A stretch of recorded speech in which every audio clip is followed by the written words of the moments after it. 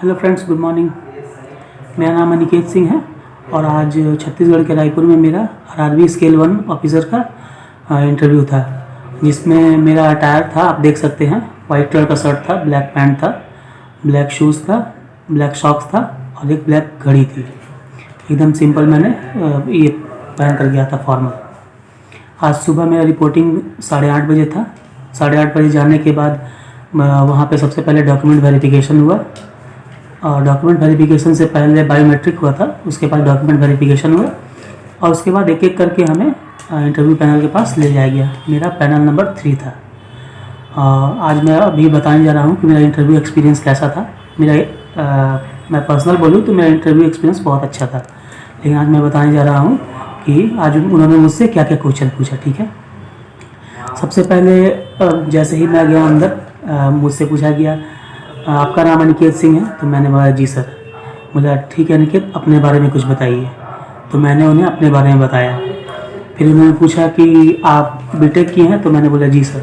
तो उन्होंने पूछा कि आप बीटेक कहाँ से किए हैं, कॉलेज का नाम बताइए। तो मैंने कॉलेज का नाम बताया, जैसा कि मेरे कॉलेज का नाम है चाईबासा इंजीनियरिंग कॉलेज। तो मैंने उन्हें बताया।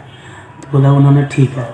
तो उन्होंने बताया कि बोला कि अच्छा अनिकेत ठीक है, आप एक बात बताइए, मान लीजिए कोई बुजुर्ग आदमी है और वो रिटायर होते हैं और रिटायरमेंट पर उन्हें बहुत सारा रिटायरमेंट का पैसा मिलता है, तो आप उन्हें कैसे कन्विंस करेंगे, क्या जाकर कहेंगे कि आप वो आपके बैंक में आकर एक भी सेविंग अकाउंट खुलवा ले और एक मतलब और डिपॉजिट का कुछ प्लान तो बताइए।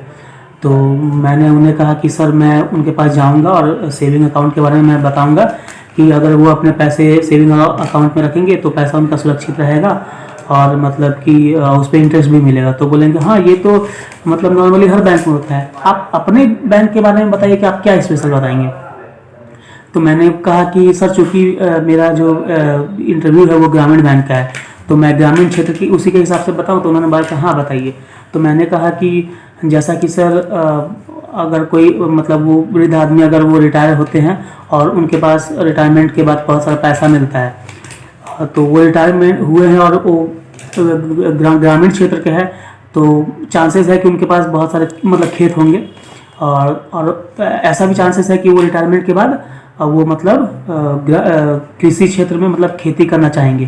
तो जैसा कि आरआरबी होता है, आरआरबी में क्या होता है कि कोई भी आरआरबी होता है वो अपने क्षेत्र के कृषि के कंडीशन के हिसाब से रूल्स और अपने पॉलिसीज़ बनाता है। तो मैं उन्हें बताऊंगा कि मेरे बैंक में अगर वो आएंगे तो वो उस एरिया के जो भी खेती करना चाहते हैं उसके बारे में क्या क्या स्कीम्स जो चल रही हैं मेरे बैंक में वो उसके बारे में मैं बताऊंगा। तो उन्होंने कहा ठीक है। फिर उन्होंने कहा कि ठीक है निकेत, आप बताइए अपना स्ट्रेंथ और अपने वीकनेस बताइए।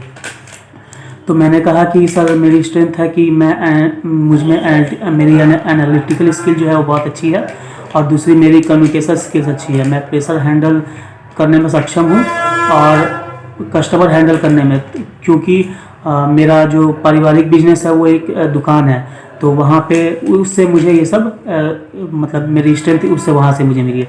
तो उन्होंने कहा कि अच्छा ठीक है निकित, किस चीज़ की दुकान है आपकी बताइए। तो मैंने कहा कि सर मेरी राशन की दुकान है।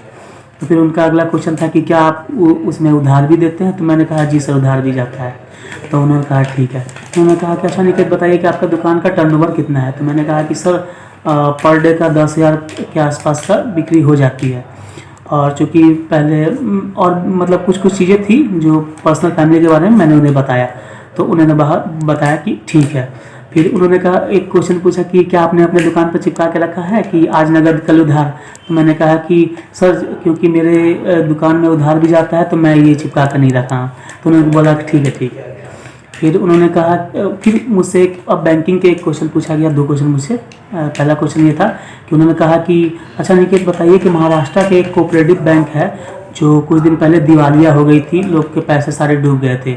आरबीआई ने उसके लिए कुछ सख्त कदम उठाया, उसे लाइसेंस कैंसिल कर दिया, समथिंग ऐसे बोल रहे।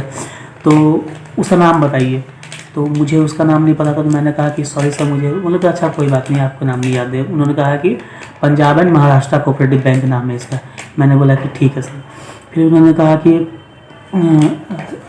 अनिकेत एक बात बताइए, जैसा कि कोई बैंक है, अगर कोई बैंक डूब जाता है तो उसमें जो कस्टमर हैं उसके पैसे का क्या होगा, मतलब वो पैसा डूब जाएगा या आरबीआई ने कुछ प्रावधान करके रखा है कि कुछ पैसे मिल जाएंगे या क्या, बताइए। तो मैंने कहा कि सर आरबीआई की एक सब्सिडरी है DICGC, उसके बारे में मैंने उन्हें बताया कि पहले इसकी जो लिमिट थी वो 1 लाख थी, अब 5 लाख कर दी गई है। अगर कि कोई भी बैंक डूबता है तो अगर डिपॉजिटर के खाते में 5 लाख तक की राशि है तो वो उसे मिल जाएगी। ये प्रावधान आरबीआई ने किया है और इसमें NBFC नहीं आता है। तो उन्होंने कहा ठीक है Niket, all the best, thank you. तो मैंने थैंक यू बोला और फिर मैं वहाँ से निकल गया। Thank you.